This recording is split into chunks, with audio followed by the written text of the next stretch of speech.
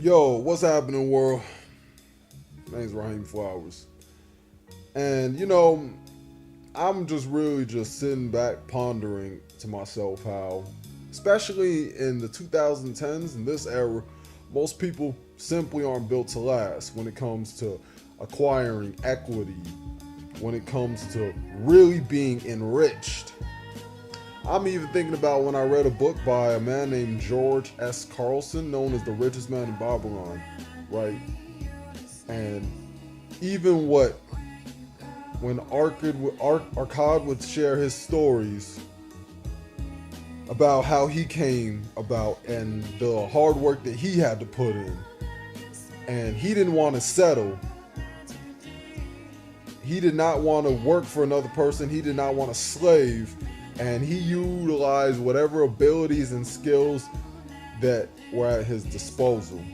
And I think to myself, most people, they don't want to be famous in a manner where it requires hard work and not being exploitative.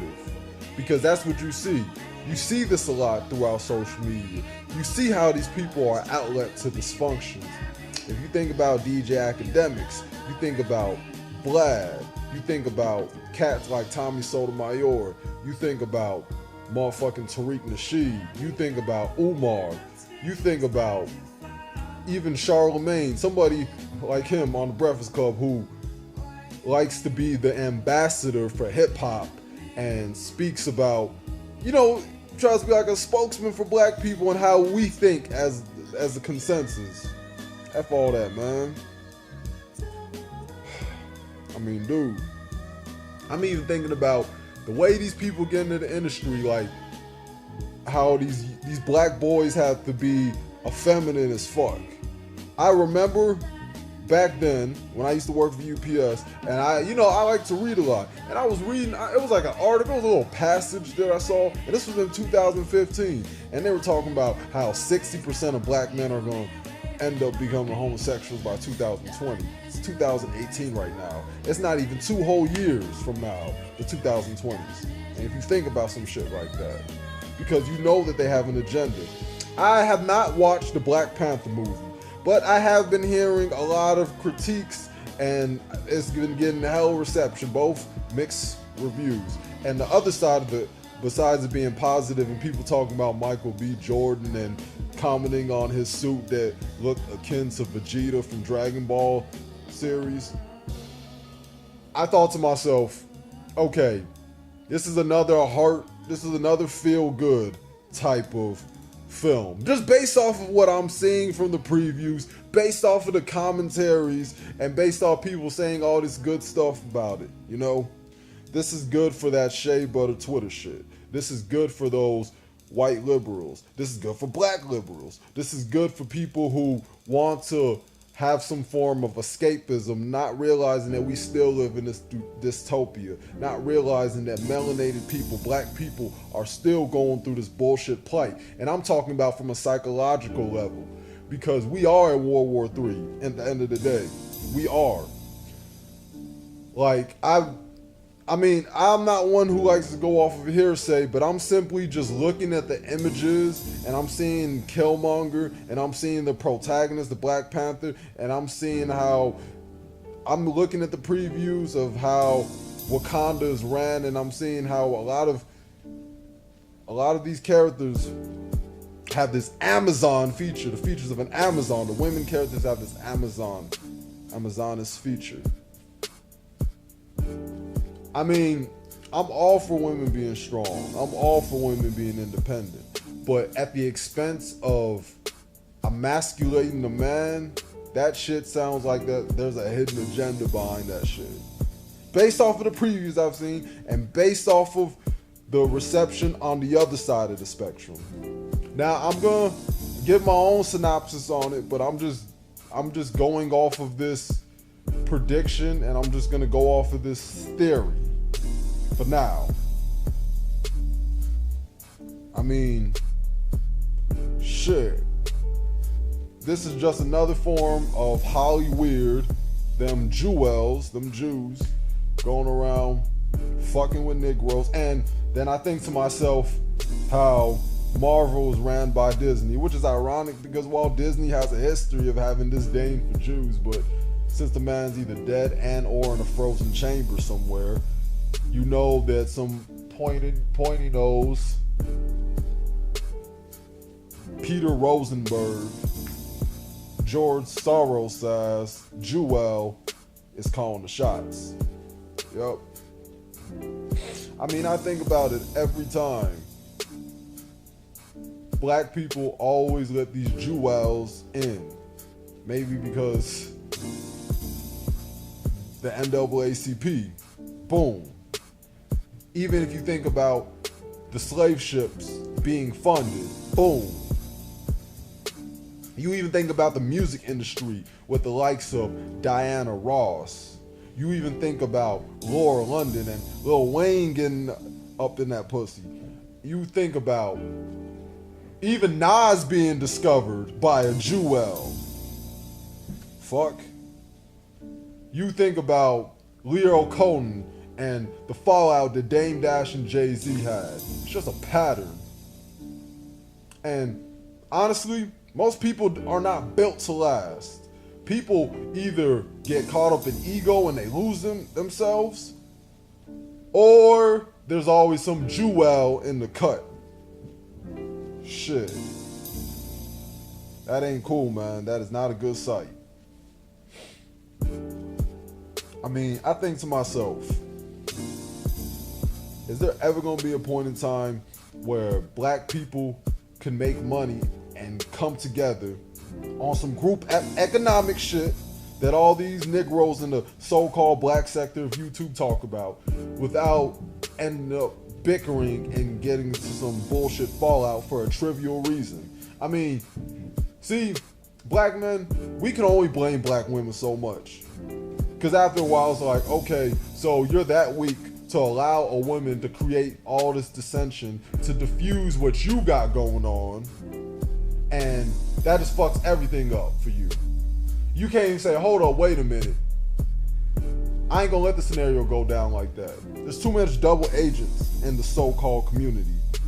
Too many niggas, too many bad vibes, too many people within the community who have the way of thinking of an outside force who don't mind screwing us over. As a matter of fact, you have black people out here who trying to do you in even worse than white people. I mean, for real. I mean, that's why you don't hear me talk about white supremacy. That's not a term that I even like to use. Honestly, I fall back from saying shit like that. Because I understand that there's a bigger picture. Because the elite have always been doing what they're doing. They've been doing this long before race was something that was actually conceptualized off of. Let's think about this. Mansa Musa was said to be the richest man in recorded history. Then ask yourself this: why was there not generational wealth? This goes back to a premise that I made before about how black people have a lack of foresight. Boom. So, because if black people had a foresight, number one, since we're on the subject of a man in Mali like Mansa Musa, white people wouldn't have been able to not only collect data and store information, but find ways to conquer. They conquered the melanated people. Fuck Tariq Rashid. The melanated people. They found a way to conquer them. That's why the transatlantic slave trade was easy to kickstart, because you had the Jewels and then you had the Caucasoids. They were collaborating together. And you had black people who went and who had issues with black people, and you had these tribal warfares that transpired. I mean, shit. That's why you even had them warlords like fucking Idi Amin and shit. This man could smile in your face on the camera, but he's screwing his own people in Uganda when he was alive. Lack of foresight, lack of unification. I mean, black people should have never let it get to that point. Black people should have been pulling their money, but it shows you how irresponsible that we've always been financially. It shows that we did not take our future, and we did not take the legacy of an equity that has been built upon seriously. And to be honest with you, just like you have these Arabs who are around the climate that they're in Saudi Arabia, it was location with Mansa Musa. It was where you were around, when you were around, and you had the resources. It was convenient. So boom, that's where all that wealth came from, and he was able to amass all that. It wasn't necessarily because of his own personal merits per se, but it was more the fact that being at the right place at the right time. I mean, we could say the same thing about Donald Trump. Donald Trump had a family who was already accumulating wealth, and he was able to maintain that wealth, though. You can't knock that. Doesn't matter, like, his antics about, you know, smacking women in the pussy, or all that stupid shit that comes out of his mouth, and all the memes that you make about him at the end of the day. But here's the difference, though. Trump was able to pass down that wealth, and he's going to continue to do that shit. Mansa Musa, unfortunately, didn't do that. Hell, look, man, as much as I really do admire Shaka Zulu for what he did in history when those Europeans were trying to come and fuck over South Africa, as they already were when Zulu was going on. I mean, that's not something that people in South Africa, they didn't perpetuate that formula, because otherwise South Africa and Zimbabwe would not be so fucking whitewashed. Lack of unity and foresight. I understand that white people have their fair share of problems. Look at the British and the Irish. Shit. You see how much they fight with each other? I mean, here's another example. Even when you think about the French Revolution, white people had their own fair share of problems. Even when Britain had their fair share of problems, what? Correct me if I'm wrong. I don't know, the fucking 17th century or something, like when British people were trying to be liberated. The British are coming, looking ass. But even no, my fault. George Washington, when George Washington was considered a terrorist, the first president of the United States was considered a terrorist because he was trying to be liberated from that tyranny going down from King George, I believe. But my point is, even white people were trying to liberate themselves from other white people. But the difference is they actually find a way to resolve that. We as melanated people, black people, have never resolved their issues. That's why we still talking about 40 acres and a mule and reparations. The thing about the victors always write history. Might is always right. This is the mindset that these Jewels and these Caucasian people have been having over time. And this is just anybody who has conquered any land, from Genghis Khan to fucking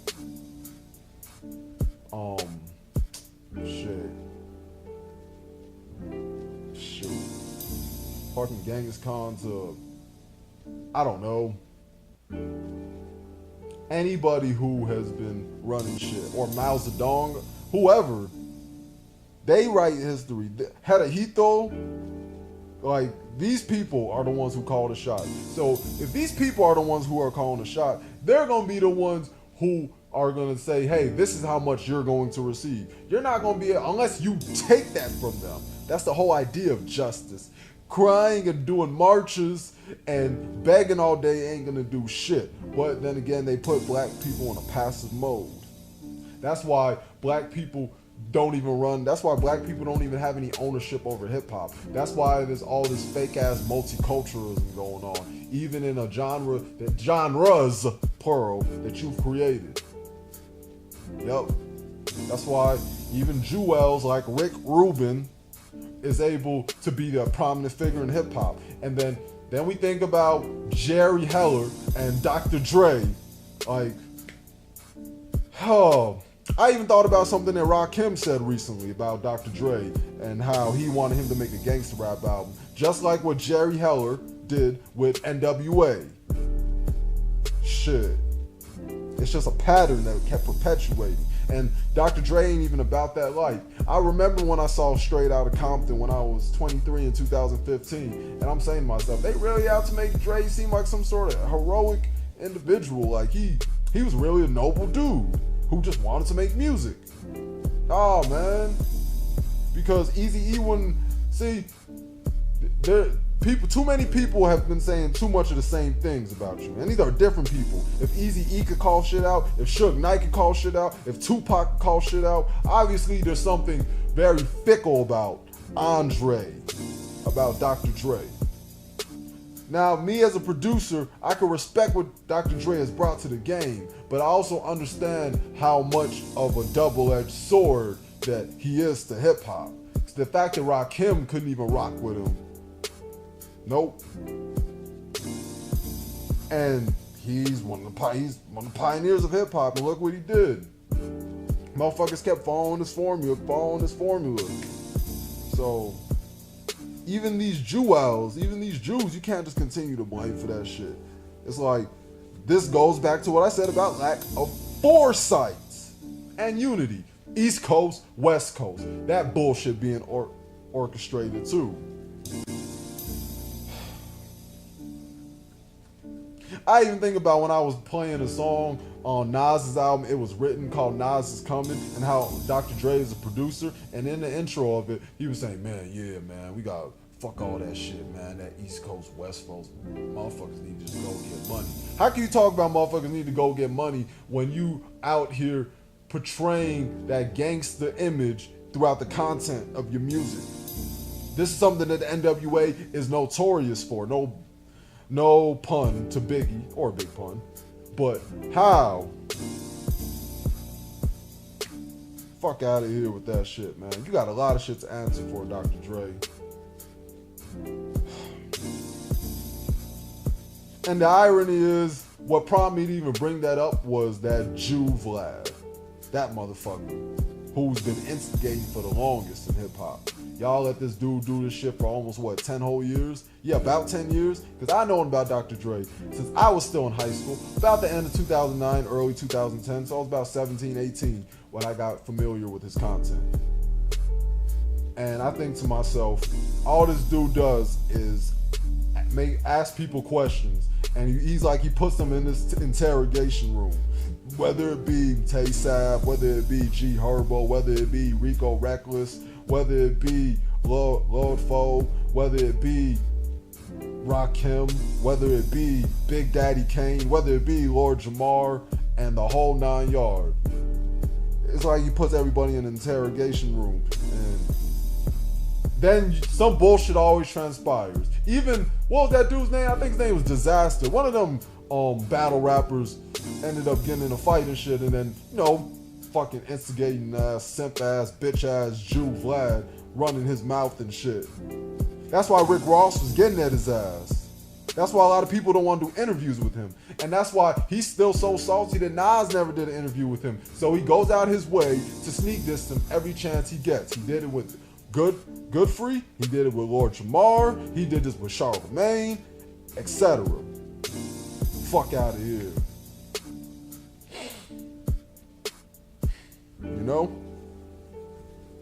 And this is what we got to deal with. That's why it's time for a new frontier. It's time, because we got these negligent ass so-called elders who let the fuck shit go on and perpetuate, but yet you got the nerve to go in on these kids when y'all know y'all dressed on some queer gay shit in the 80s, when y'all know that y'all were out here popping a bunch of Quaaludes, and taking heroin, injecting that bullshit back in the 70s, 80s, and early 90s and shit. But then you want to go in on these kids for popping pills, Xan, lean, doing all that. You got the nerve to talk about them. See, that's why 21 Savage, even though he was talking bullshit, there was still validity to what he said. Because when you know better, do better.